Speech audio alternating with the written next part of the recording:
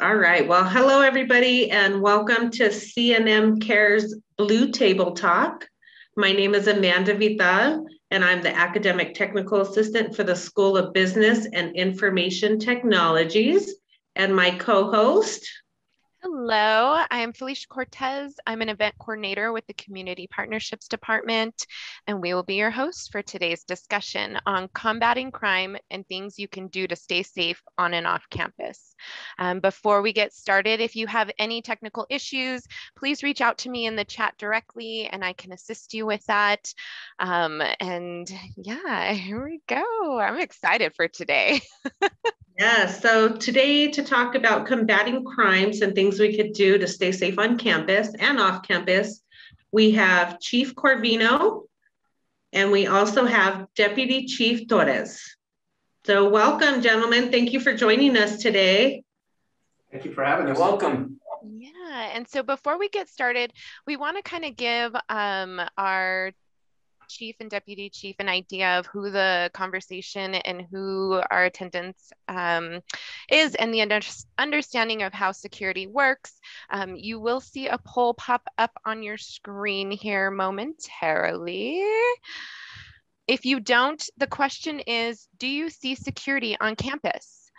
You have answers yes, no, sometimes, never. You can also throw those answers in the chat and we will get that information to them. So far, we got 100% for yes, so looks good, guys. They see you. Wait a second, go ahead and stop. They see you. We're done. We got 100%. I don't know if we need this conversation. No, we don't need to talk. All right. Perfect. Well, thank you all for participating in our poll. We will have a few other polls just to kind of open the conversation, but I'll let Amanda take it over from here. So today, our security department provided us with a PowerPoint and also a couple videos to explain how to keep yourself safe. So I believe it's Liz Encinas who's going to help us with that presentation. Yep. Are we ready? We are ready. All righty.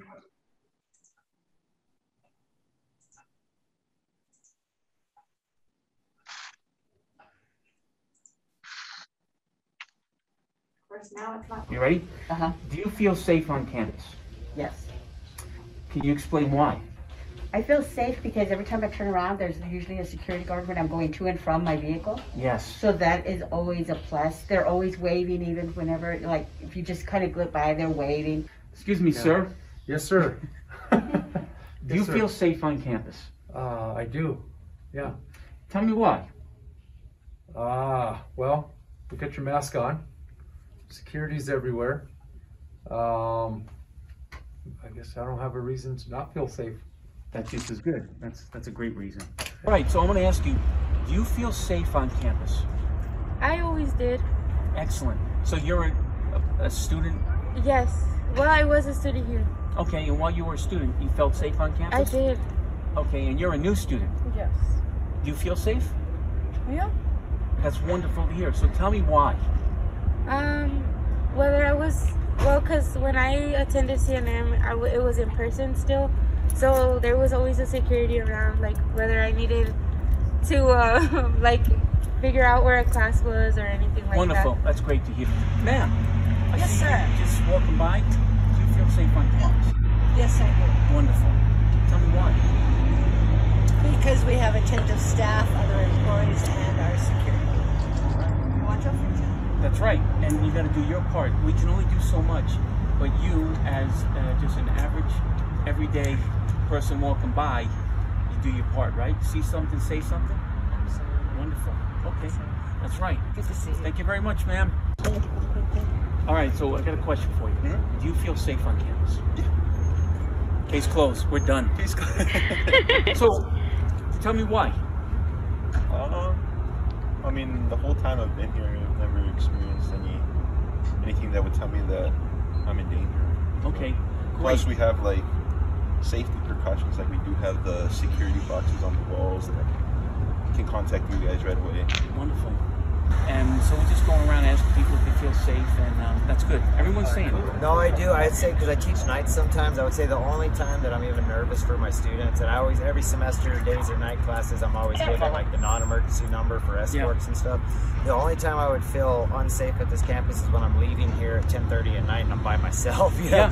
But that's just because of the area, not because of the campus. Sure. You know what I mean? Because of the car theft, stuff like that. That one person that got shot a couple years ago, getting cash at like 2 o'clock in the morning or whatever it is. Don't do that. No, but I feel absolutely safe with you guys as our security and everybody around here.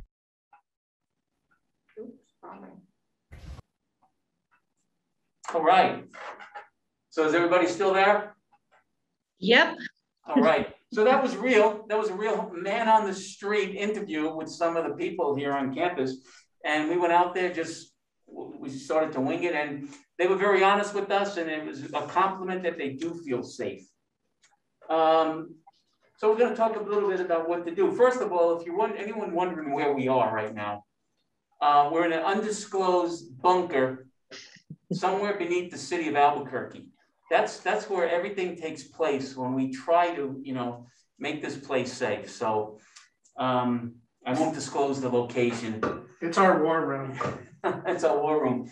So, hey, so we are in the conference room in the building, and whoever, not too many people are on, but if you haven't been here or you've been here, this is our conference room. We utilize our giant map actually when we're doing events, and you got to visualize it sometimes, and that's how we plan certain things. Our big red book is right here with all the information we need about the campus. Anyway, so just going to move on. Okay, so we want it to be safe. So obviously you can see the slide. If you see something, I should put a please in there. Please say something.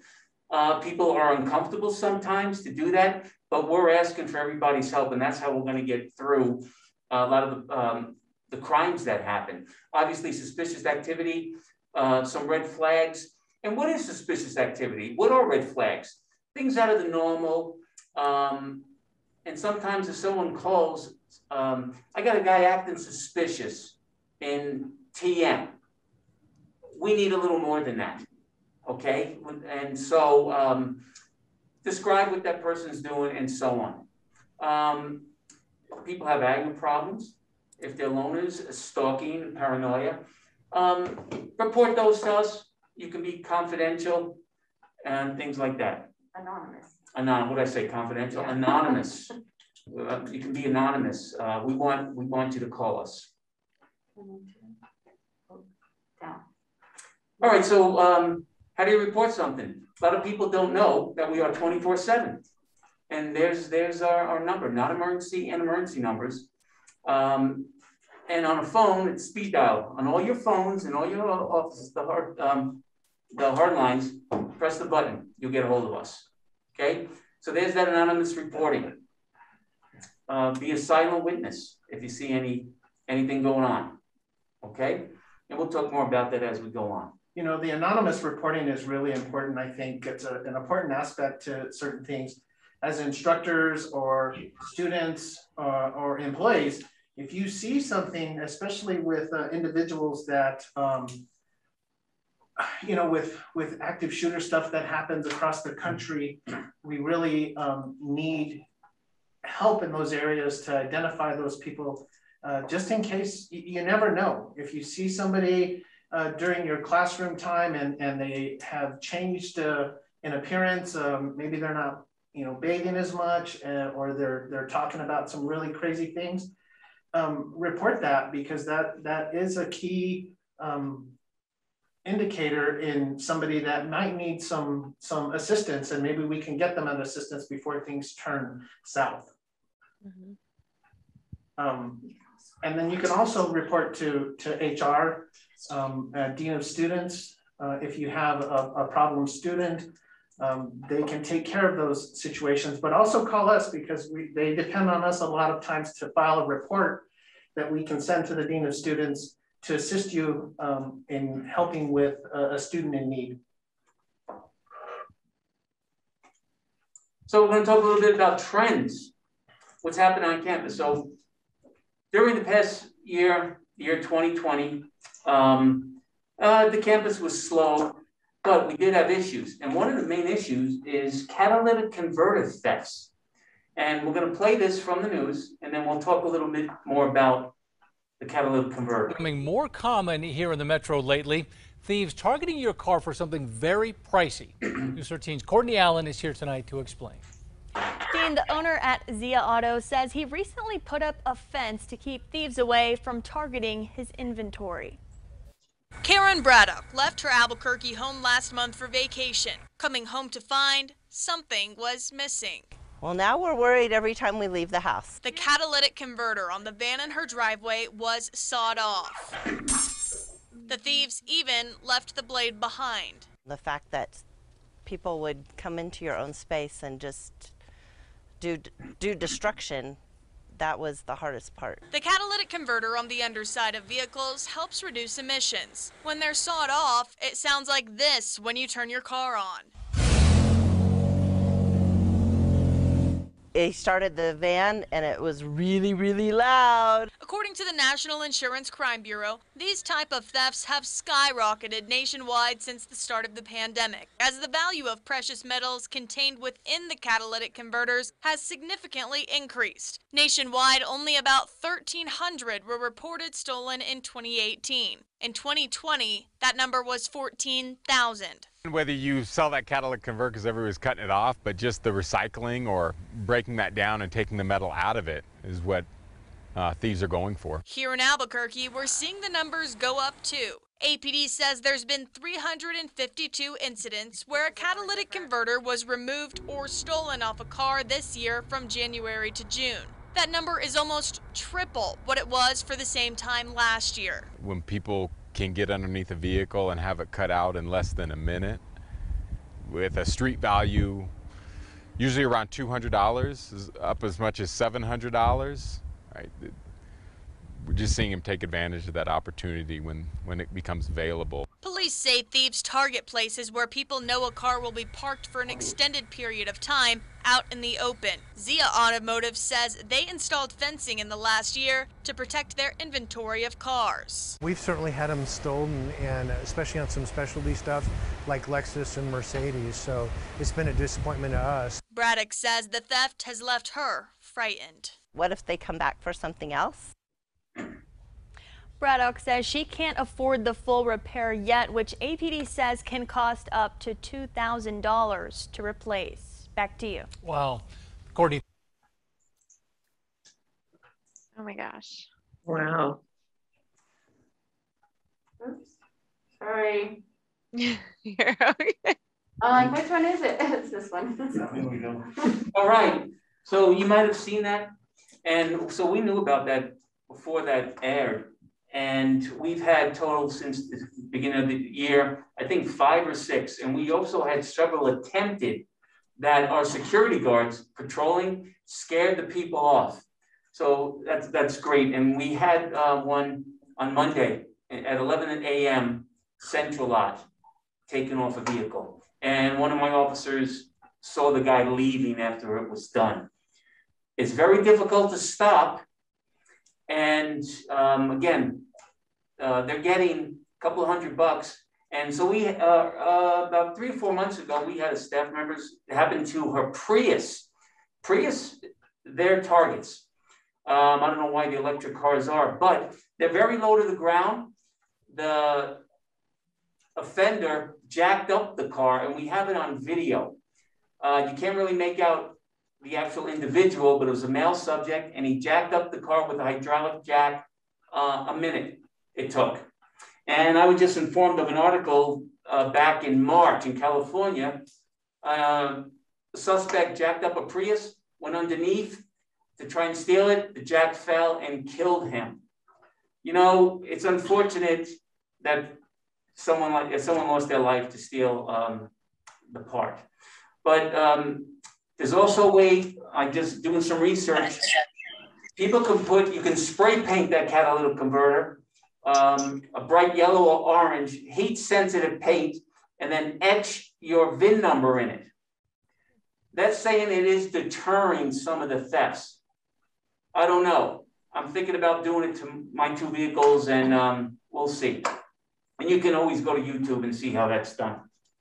All right. One real quick thing I wanted to expand on, do you guys know how they steal that or what they use to take those converters off? They use what is called just an electric sawzall, and they cut it off and they take it to any of the Albuquerque metal shops to cash in for cash. And the metal shops, I know they know they're stolen, but by city ordinance, the city and the police officers are pretty much, their hands are tied because there is no ordinance saying that they cannot purchase those items from individuals that bring them in.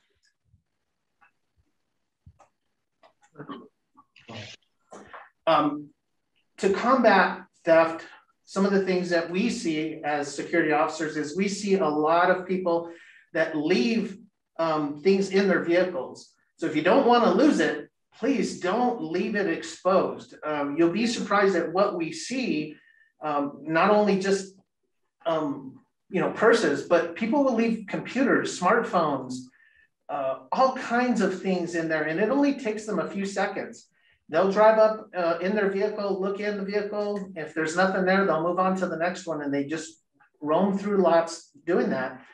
Break your window, reach in, grab it, and take off. It doesn't take them very long. So if you don't want to lose it, follow some real simple rules. Keep all of your valuables out of sight or in the trunk.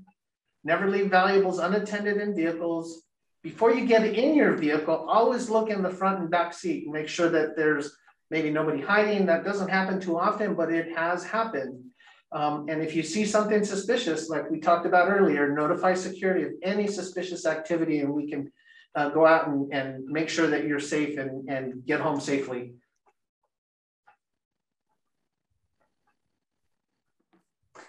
So basically some crime prevention tips, and I know we're preaching to the choir. Everyone knows these things, but you got to think to yourself, don't say, I'm only going to be a minute and run in a store or here at work. Try to follow the best you can. So obviously, hear something, see something suspicious, and that could be many different things. Call us, all right? In emergency, when crime is in progress, I mentioned this many times, if you're on campus, and if you call 911 from a cell phone, the Albuquerque Police Department will get that call. They don't know where Smith Brasher 101 is. They don't know where TM 203 is. We do. Call us. Call the emergency number here. We will direct the cops. We will save precious time. Again, with the possessions out of sight, not too long ago, we had an instructor at one of the campuses, everything on that front seat. And we have it on video again. And we're watching it happen. And we don't know who it is. We couldn't get the plate off the car, but we watched the burglary happen. Yeah, backpacks. Backpacks are big. Don't leave backpacks again with all your stuff in it. We had a woman right before COVID. She had a computer, cell phone, keys, wallet in her backpack. She left it before she went into the bookstore. We can't do much about that. People are hovering around looking for that. Put your name on things. And the big thing too is be aware of your surroundings. That is huge. I mentioned it several times in some of the talks I've given. Even when you're at an intersection, crossing the street now, we have people on campus. Look behind you. See who's behind you. Then you're not going to hurt their feelings. And if you do, you just say hello to them. How about that? Imagine that. Someone turns around and says hello to you. That might be a new thing, okay? All day long, and I was guilty of it, but I'm weaning myself off of it. Everyone has a cell phone in their hand, and they're walking across campus. They're looking at it and holding it. Now, this is just strong hand. If you have to defend yourself, you're going to use this hand, and you have something in it. You don't want to do that. When you're walking across campus, I see the young people just constantly looking down. They're tripping, and especially at night, some kids think nothing's going to happen to them. This thing, just stow it away when you're walking around. Take advantage of our escorts if you're out and about. We'll do it even in the daytime. We will escort you if you're not feeling safe. All right? And there's a lot more, but we're going to move on. We're going to talk about two fundamental things that we can do to personal safety is awareness and having a plan. Anytime you go anywhere, whether it be here on campus or at a restaurant, a grocery store, shopping at the mall, be alert and be aware of your surroundings. When you walk, present yourself as confident and calm. Make eye contact with people around you. They're less likely to do something to you if you make eye contact with them. They know you've seen that individual. So if you see somebody coming towards you and they look like they're looking for something, make eye contact with them. That makes them really nervous. They may think twice about what they're going to do if they're trying to do anything. You can always walk across a different pathway than they are. I know the chief alluded to the cell phone. The other thing that I would like to mention that I see a lot of is people wearing headphones. And the noise canceling headphones, holy cow, you can't hear anything. If you're gonna wear headphones, just wear one. So you can at least hear one. Traffic, if a car's coming out of control, maybe you're in a crosswalk and you're not paying attention, please, one headphone if you're gonna wear headphones, so that way you can at least hear somebody yell at you, watch out, something. Have a plan. Anytime you go anywhere, have a plan to react. The chief said, don't keep anything in your strong hand, right? If you're right-handed, don't keep anything in your right hand. Make sure that you have a plan that's simple, that you're able to commit to that plan. And remember that flight is always an option, and it's always the best option if you can avoid a confrontation at all.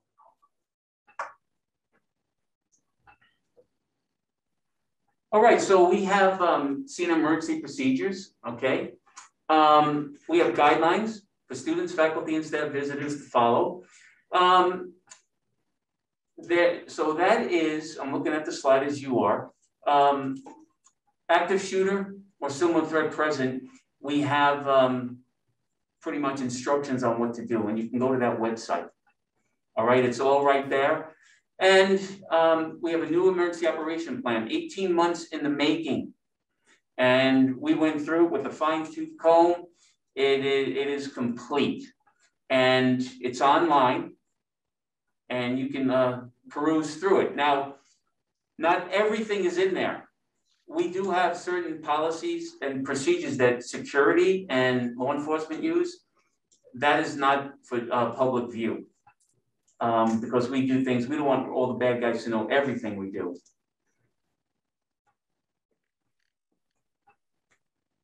So activities that we have planned for 2021, we have our National Campus Safety Awareness Month, which is the month of September. We're going to be doing various things around campus. We have lots of trainings that are going to go on.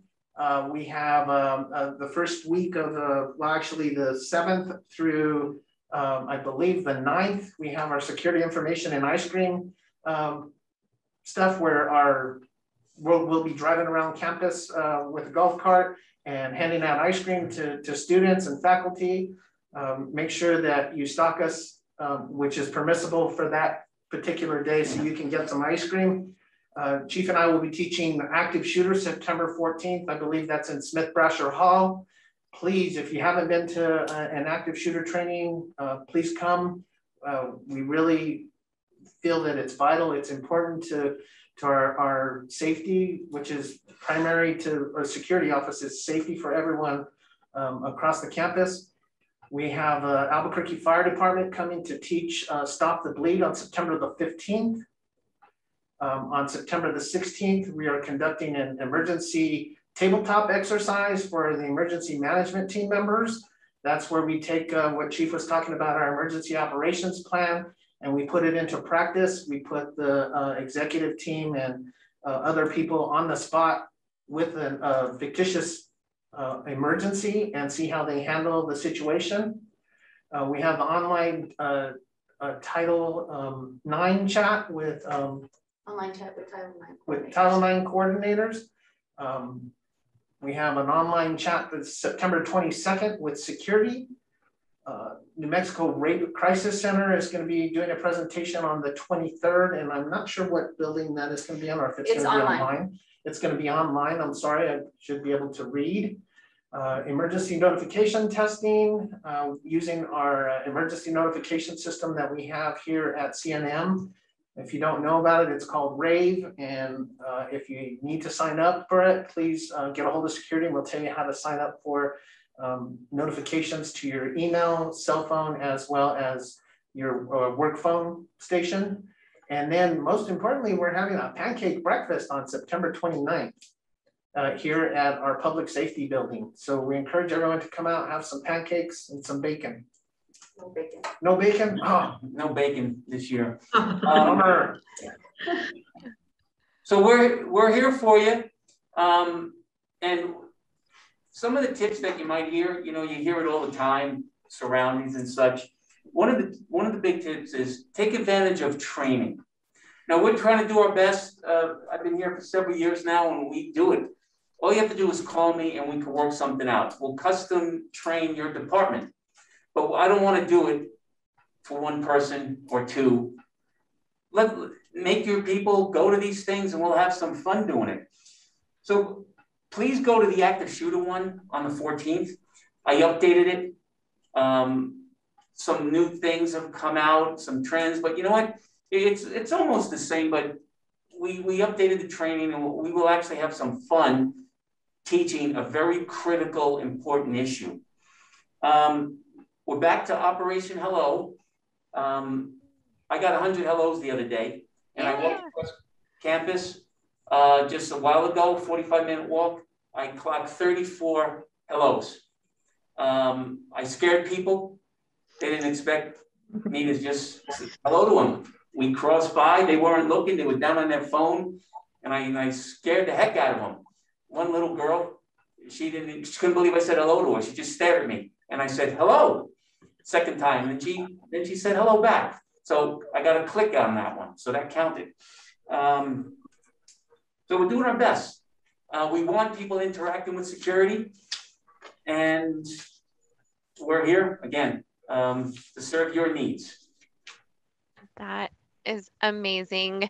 So really quick, I'm going to run another poll just to see if anybody is aware of one of the other things that you offer. And I know you mentioned it a couple of times.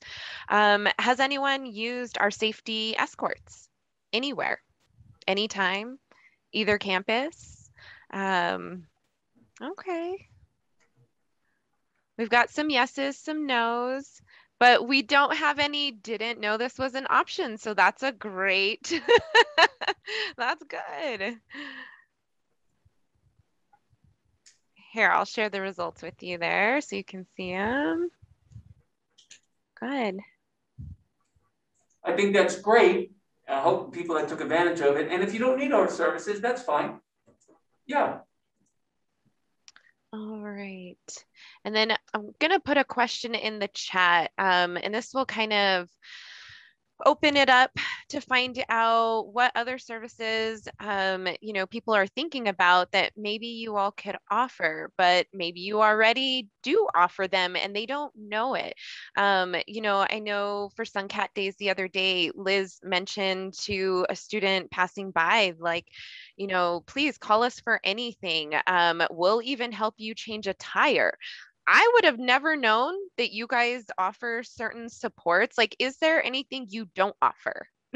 I mean, maybe that's more of the question we need to be asking, because we'll help change a tire? Yeah, and we'll go to extremes. We will. I mean, within reason, of course. Now, vehicle service. Yeah, if you're stranded, we all been there. It's stressful. Yeah, we'll change a tire and get you going. And we'll jump a vehicle. If you're locked out, we'll get you in. And if you're afraid and it's a certain time of the day, we'll hang out with you. Yeah, and my officers are fun to be with. If one of our officers has to hang out with somebody, I'll pick a good one. We'll have a good officer hanging out with you. But yeah, we do things like that.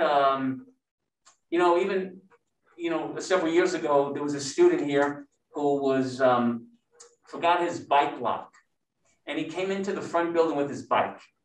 And hey, can I leave my bike here? I got to take a test. I don't know where to put my bicycle.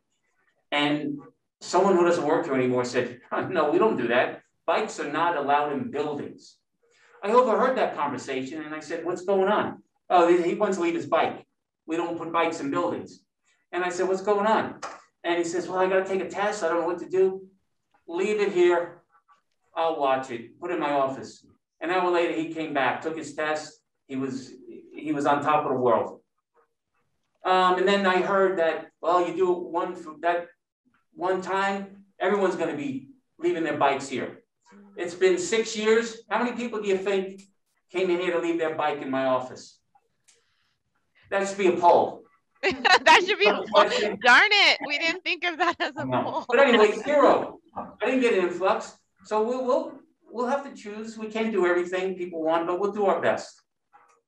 And as you saw yesterday, we also give cake decorating instructions and tortilla making. Yes, that's right. We'll do that too.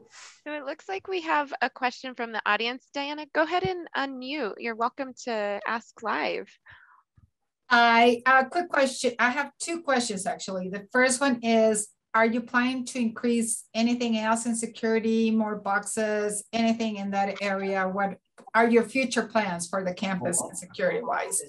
And the second one is, I was at a presentation today with other universities, and one of the things they said is like our campus is one of the most secure in the state. Is that something that I can say about CNM, or is there, what can I say in my presentation about the security on campus, on all campuses? All right, first of all, I actually tell them how you feel, how you personally feel. If you feel safe, I think that'll go over real well. And yes, we are, so about 2.5 years ago, maybe, we were voted the safest. Now, that was a private security, some company did that, and they do it every year. So we're very proud of that. And just think where main campus is located. We are in the southeast heights of the city of Albuquerque, where the crime rate is through the roof. I saw in the news the other day, about 35,000 crimes occurred since the first of the year. And I always talk about that. So burglaries a month in Albuquerque.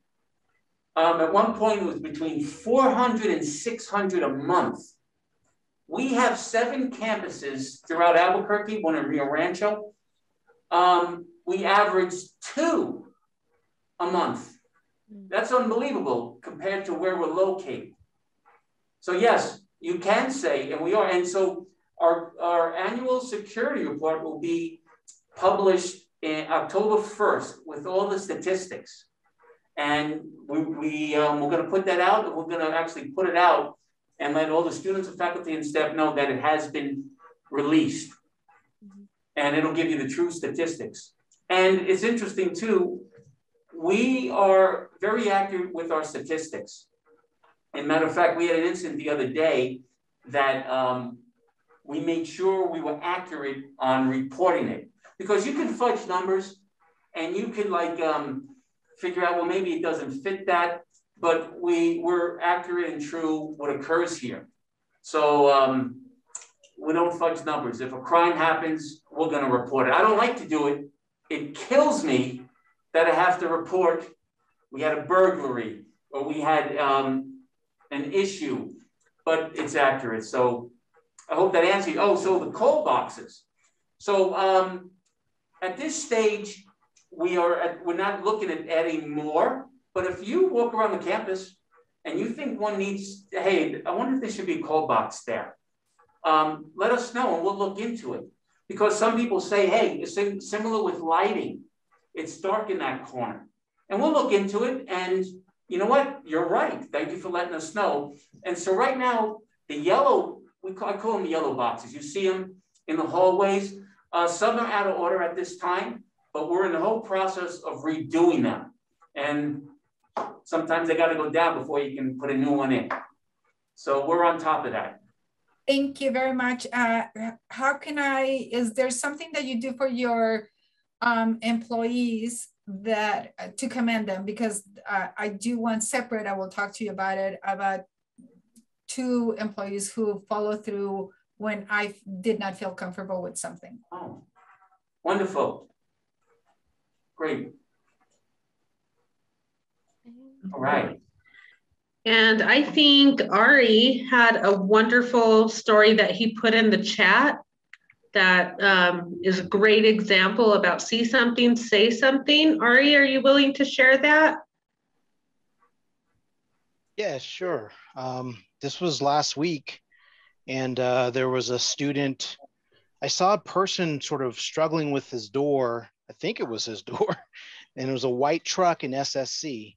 And he had I noticed he had a key, and I was like, I can't remember if I was getting in my car when I saw him or what, but at one point I was in my car, but I called security and said, hey, I think this guy's a student and he looks like he's locked out of his car. Cause then at one point he just stopped and he was just like doing a paper on his computer or something on the hood of the van, of the truck.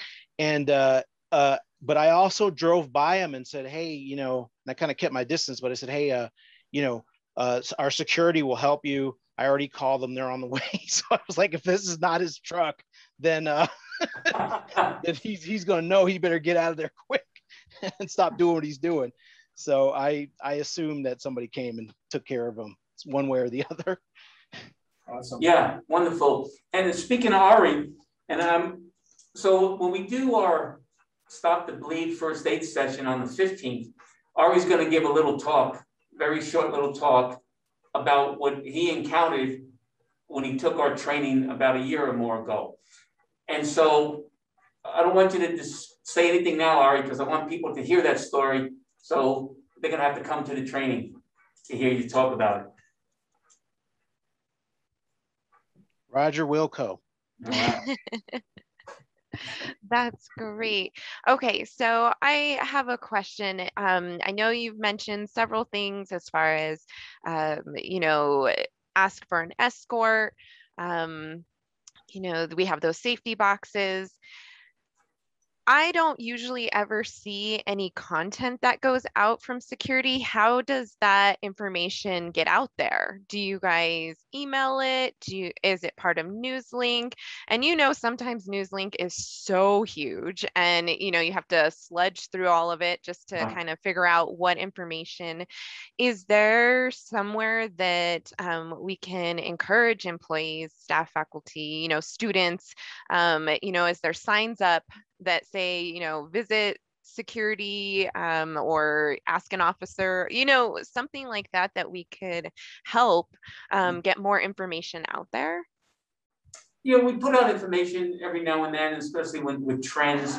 But since it's Safety Month, we're going to get the word out on a lot of things. So I don't think we can hit every single topic there is. But since we're doing something like this, I'm getting ideas all the time.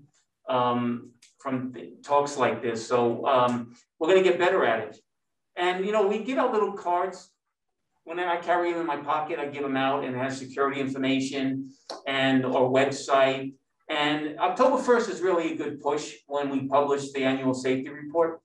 And a lot of information goes out that way. Got it. All right, let's see. I'm just trying to look in the chat. If anybody wants to unmute or ask something in the chat, we're more than happy to address it today. I'm looking forward to the pancakes. Do I get to come for pancakes, or is that only for students? Do we get to come? When we first did our Operation Hello, we were close to 50,000 hellos. And we had a pancake breakfast, and we were gonna, as people walk by, this is pre-pandemic, plenty of students, we had the clickers, and we were getting really close to our 50,000. So people walking by were clicking, and then here comes this young man. There was really no one around him. And we said, he's our 50,000, click. I said to him, hey, young man, can I talk to you a second? He goes, no, thank you. And he keeps walking. I said, no, I really want to talk to you. He goes, no, I'm not interested. So I walked over, I grabbed him by the collar. I said, come over here. I want to talk to you. And at the time, we had tables and we were eating pancakes. And he didn't know what to think. So the whole staff was out there, parking was out there, safety. And I asked him his name, and we told him our names. And it's so funny because the reason we do the Operation Hello is to get young people like that to interact.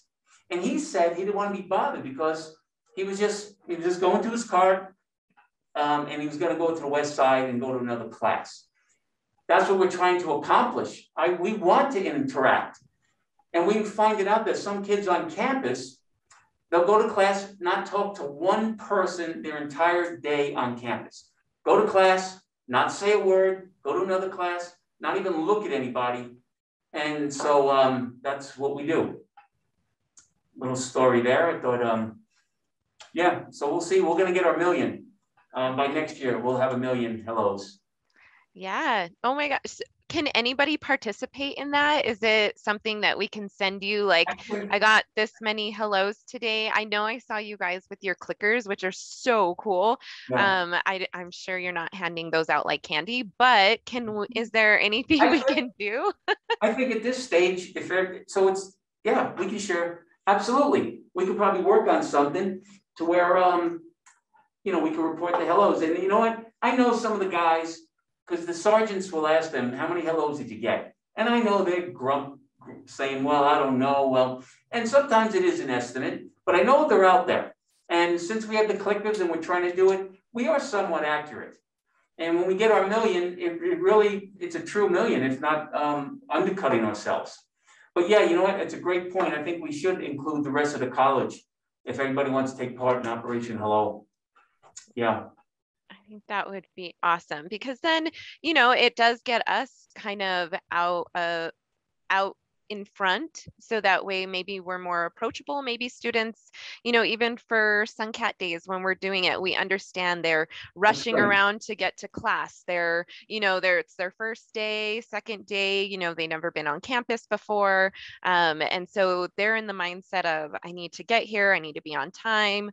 And it is sometimes difficult to stop for a second to get more information, right? So I think it would be amazing, because we got to talk to so many students now that we're on campus again. That was great. Wonderful. And we're going to start another program, a new program, and it was Liz and Senius's idea.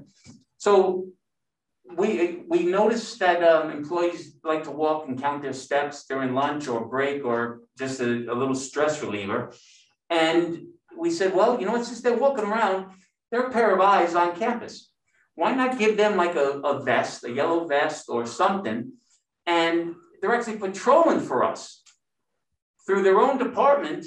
They're working on being healthy and getting out there, also helping us. So we're working on something like that where they can log their time, and then we would know, what's going on? We've got a yes, that sounds like a great idea. I'll be your pilot. Sophia and I love to walk 15 minutes every day that we're here on campus. So we will love to do it. We will love to be your pilots. Sophia, I just volunteer you, by the way. I'm happy to do it too. So I will be super happy. Wonderful. Me too. So, again, this is just early stages. And so I was talking to some of my guys this morning. I want them, they're going to map out certain routes. So not just the wellness path. Think about walking in the front of a building, exiting another building where you've never been, going around the back of the building. And so something like that, up some stairs, cut across. So we're going to be doing things like that. How does that sound? I think that's fantastic. Yes, please get it going. Right. Thank you, Liz, so much for your ingenuity thoughts. Everybody needs a Liz in their department. I'm kind of getting that feeling. Well, yeah, you know what? And so check this out. Liz is wonderful, but lately I got to start talking her down. She's not. Okay. She's not that wonderful. No, because everyone wants to steal her. Yeah. No, she makes mistakes. And matter of fact, quite a few. Okay, so don't try stealing her. Darn it, I'm just saying. All right. Yes, we've got a lot of I love Liz's. Well, this has been such a great conversation, and we truly appreciate you all taking the time to come and be supportive in the sense of, showing up on campus and making your presence, known. And I mean, that first video was awesome. Just watching and listening to people talk about the different things that, why they feel safe, because all the work that you're doing in our community, and not just our CNM community, knowing that you're out there, we truly appreciate it, and we truly appreciate you being here. I have, well, I should have, sorry guys. I did have this on the screen earlier, but as mentioned earlier, we have some upcoming safety opportunities, active shooter training, which I feel is super important. There's a lot going on in our world right now. So if you can make it, if you can please share it with your team. I did put a link in the chat. So, share that with everybody so that way they know we have all these other safety opportunities coming up. What about, I know we talked about this, Liz and Lieutenant Carabino, about Pause Up. What's up with Pause Up? Oh. Well, the latest, so it's obviously winter's here, so, but we in mid-June, we did an outdoor movie theater for the kids with cancer. We did not do the actual Pause Up College Day because of COVID. And just at this stage, we start thinking about it in May for July. So, well, we got your name and everything, and we'll reach out, but early May is when we'll start, and I hope we can do it. Let's hope July, we're free and clear, everyone's vaccinated, and we're good to go. So what is Pause Up? So Pause Up is, we work with the Children's Cancer Fund of New Mexico. We bring, maybe 20 kids with cancer, and we have a college day here on campus. What we do is, and they range from age probably 7 to teens. And so we bring them on campus, and I always like to say, it's not a show and tell of what CNM has to offer. It's actually a college day. We bring them, they get a photo ID, they get a class schedule, they get a backpack, go to the bookstore, and then they start their first class. And they go to class. They do welding, they do culinary, a couple other things, and we change it each year. And after that, then we have lunch. Somebody will sponsor a lunch. Some wonderful people will give us a lunch. Then we have a study session. We take a final, and we have a graduation ceremony when they're actually wearing a cap and gown. We play pomp and circumstance. The VPs are there. We shake hands. We take photos, and they get a diploma that they attend college for a day. Ooh, pretty cool, huh? That is amazing. Oh my gosh, I love it. My heart.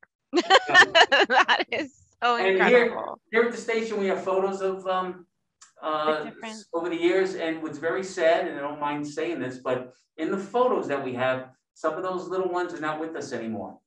Oh. Isn't that something? But it's great that we can bring joy. And I always talk about Priscilla. I'm going to mention Priscilla. I don't know Priscilla's last name, but she wanted to come 2 years ago, and she was having chemo that very day, and the parents said, well, you can't go. She goes, no, I want to go to college. And after chemo, she came, and she was weak, and she had a cute little bald head, and we drove around in the golf cart, and we took her to her welding class. She graduated college for a day. Isn't that wonderful? Wow, so powerful too. Yeah. What an impact that probably made on her life. Yep, absolutely. CNM community. Yep. Oh, I love it. Well, thank you so much for being here. Is there anything else you want to add? I know we're coming to the end of our session here, but upcoming trainings, please, we will send it out, and we will try and help promote, and we'll, participate ourselves. I know I'm definitely going to be there because I think it's so important. The Lifesaver Stop the Bleed training, is that like CPR type stuff? Is that wound healing? Like what is? A little bit of everything. Okay. We crunch it in, but the fire department does an extremely great job. And one of the big things is tourniquets. Okay. And okay. If no one ever, the tourniquets over the past 20 or so years, they've learned tourniquets, you can use them in a different way than they thought. And it has been saving lives. Okay, great. That's amazing. I would have never known. I always thought it was just for bleeding, but there you go. This is why these trainings are important. All right. Well, thank you so much. And until next time, stay safe and stay healthy, everyone. Thank you. Thank you. Thank you. Bye.